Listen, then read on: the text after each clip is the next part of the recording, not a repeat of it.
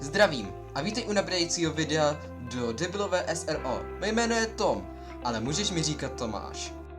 Jak už dobře víš, poslední dobu nevychází moc videí, ale ty to můžeš právě teď změnit. V tento moment se nabíráme editory a jedním z nich můžeš být i ty. O naše editory se bedlivě staráme. Zde máte rozhovor s panem Kolinovičem Ramborovičem.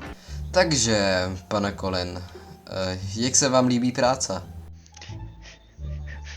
Svět je v prdeli, nikomu nevěřte do prdele. Ten režim je v píči, nevěřte nikomu, nevěřte ním, nevěřte mě, nevěřte sobě.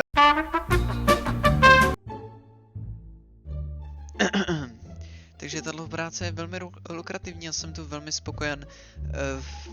Ano. Ale co mám dál říct, si sušenku. Jak vidíte, pan Colin se cítí velmi dobře v naší práci a svoji sušenku dostal. Nedostal. Každopádně, na nábor se dostaneš v popisku videa, tam najdeš odkaz na formulář a možná tě nabereme. Doufám, že se někdy uvidíme a budeme spolupracovat.